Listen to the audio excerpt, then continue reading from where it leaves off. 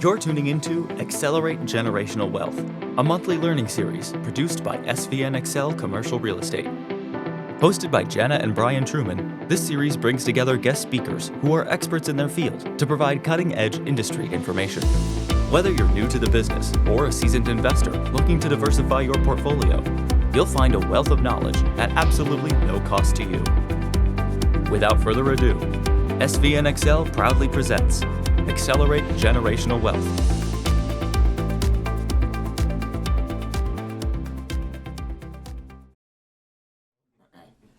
We're very excited to have Jake with us tonight, and as you know, for our learning series, what we try to do is usually, bring somebody. One of the two speakers is usually somebody that's been there, done that. Kind of have the T-shirt, So, and then, but I showed Jake a picture of when our Jan and I's wedding picture, and the history behind that. The reason why I did that is because I always give Jake a bad time about how young he looks, right? And sure. So I showed him my picture so he wouldn't feel bad, because I was like 26 when Jan and I got married. But I have that picture on my desk, and people come in all the time. They're like, "What are you, like 17 or something?" And Mikey T back there said, "Yeah." He goes, "What'd you do? Just take your Letterman jacket off and put on that suit jacket? Because you look like you're that kind of age." So anyway, but I'm thrilled to have Jake here because, in the short period of time, he has accomplished what I think is a lot, and basically went from coming out of college, and and we're going to cover some of that background of kind of where he got started, because I think where he got started, and I think he will agree, really laid the foundation and the groundwork for what he's been able to accomplish in a short period of time, right? So, and the thing I love about his story is, we have so many people that approach us and are like, "Man, I don't know where to start, and man, do I just buy a single rental house? Where do I start? How do I scale? How do I grow? Do I do some diversification, and maybe have how do I go from small to big?" They just ask a lot of these questions, and so kind of listening to Jake's story tonight, I think will help a lot of people that kind of have some of those questions. So I know Jake grew up near Champaign, Illinois, and then I'm going to let him take it from there. Well, say it's like the him giving me a hard time about being baby face is like the pot calling the kettle black after I saw that picture. So it made me laugh. But so yes, I grew up in Central Illinois. I was first introduced to real estate when I was in high school. My uncle, he's got 10 single-family homes, so nothing crazy. And I was cheap labor for him in high school, pretty much. So I didn't particularly enjoy that aspect of the business. But he was, introducing me to the concepts that are real estate, investing, business, some of those things. So then I went on to University of Illinois, where I studied finance and real estate. While I was there, I had a couple of things kind of go my way, if you will. So I had 2 internships with large real estate private equity companies. So these are companies that own billions of dollars worth of multifamily, and in those roles I started out in property management, then went into asset management, then into acquisitions. So really got to see the full spectrum of what it takes to actually buy and operate large apartment complexes, and they were mostly doing Class B and C value add in Illinois and Indiana. So that was huge for me. And then one of those internships was actually down here in Nashville. And while I was in Nashville, I bought my first single-family deal back in Illinois. So that would have been going into my senior year of college. So that gave me the proof of concept, if you will, that hey, I can actually go out and do this myself. Because I'd been looking to buy my first property probably when I was 20 was when I really started looking. So then ended up buying the first one at 21. Fast forward 6 months after that, I graduated semester early, and it was really, for me, it was a matter of risk reward, because I could have gone and worked for one of those larger companies that I interned with, and ultimately I decided that it was going to be the lowest risk, highest reward time to try to go out on my own directly after school. And the other aspect of that with those large companies was I could never get to the position in the company that I one day would want to be in, which is like the CEO, the founder. Like, that just wasn't attainable in if I went that route. So started my my company, if you will, right after school. It took so that would have been 2 months before COVID hit, so that was good timing. It took every bit of 18 months or so, I would say, to really find any type of significant momentum. I bought some duplexes, like nothing crazy in that time, but so when I moved here in April of 2021, we had 12 units. Today we've got 203, and just went under contract on another apartment complex up in Illinois. So it was, like I said, it took a little while to get going, and I've been in this world, if you will, since I was 19, and I'm 24 now. So it's been at it for a little while, even though I'm still relatively young. So yep. Yeah. You taking good notes, Carson? See, yeah. Okay. All right. Okay. Good. So talk about. So you bought your first single family home, Mm-hmm. and then you bought a couple of duplexes. Where were those? Were those here or back in So of the 203 units we currently have, 199 of those are going to be in Central Illinois. So all within an hour or so of Champaign. We've got 3 complexes in Peoria, Illinois.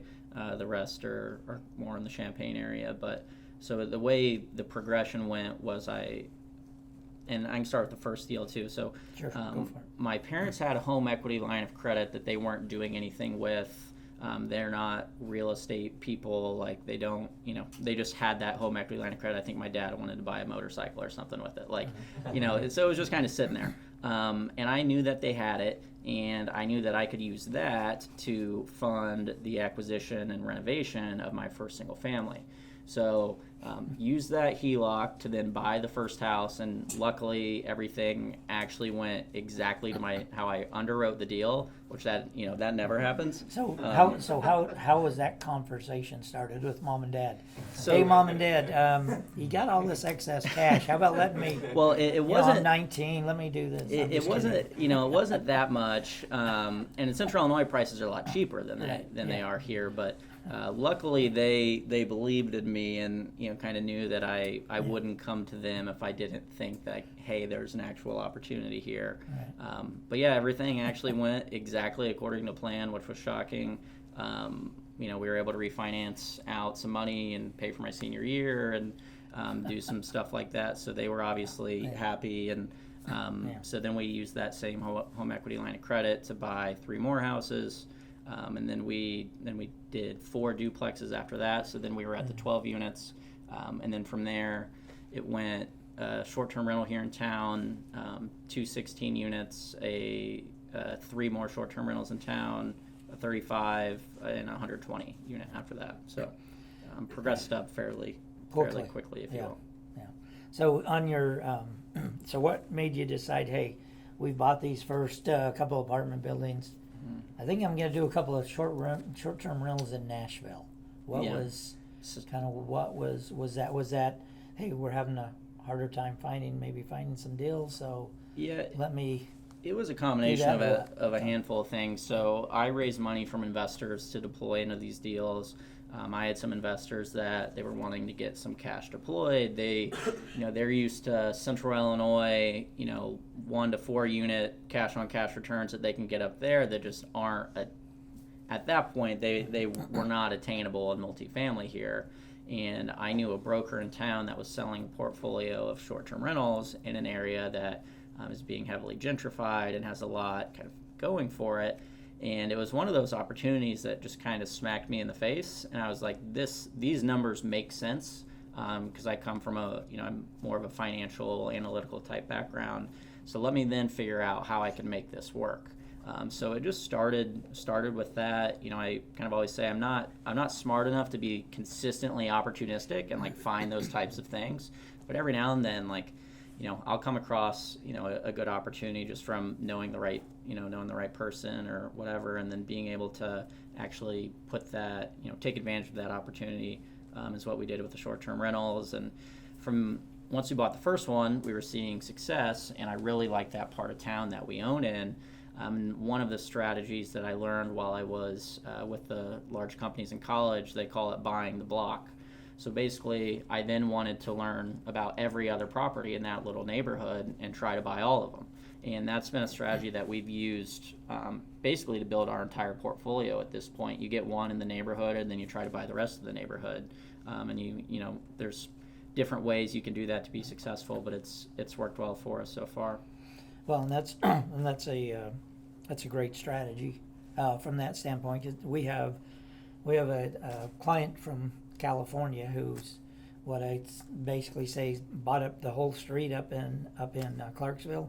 So she bought both sides of the street. She started buying this, and then I said to her, hey, this is a great strategy because now you can control the rent. Yep. Well, in that whole street because you own everything now. Yeah, and you have a competitive advantage when you do that because you know what the numbers actually are in that neighborhood and what rents can actually get to and what expenses actually are. So sometimes that means you can pay more for a property than someone else because you just know it better. Other times that means you pass on a deal that some sucker's buying up overpriced and they don't actually know what they're gonna be able to get the numbers to. So it's having that data is something that I really prioritize and trying to keep track of as much income and expense data in certain submarkets as I can, especially the ones that we're active in, because it becomes a lot easier to operate your portfolio.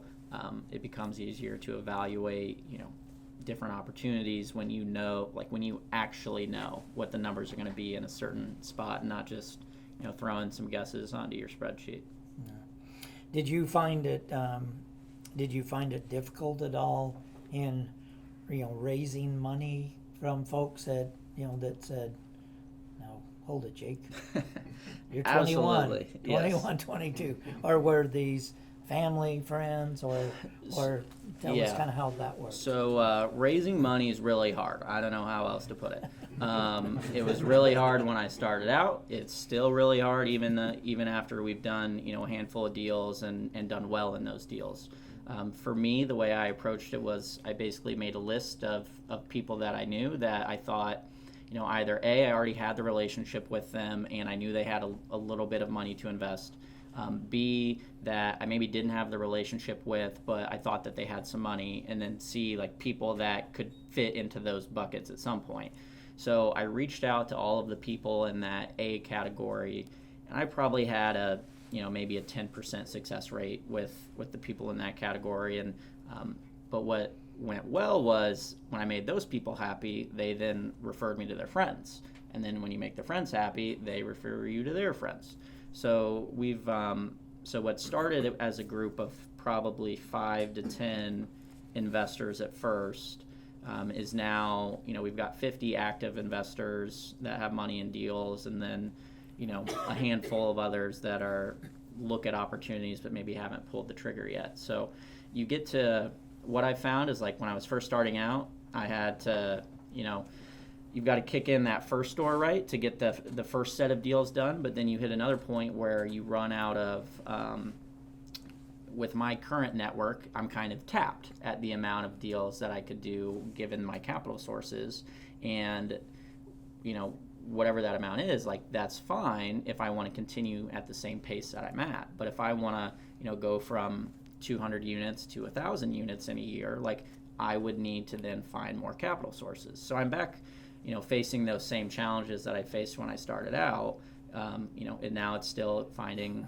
more capital. Like it's a consistent issue that you'll run into along this, but I'm better equipped to handle that issue now than I was, 2.5 years ago when I was starting.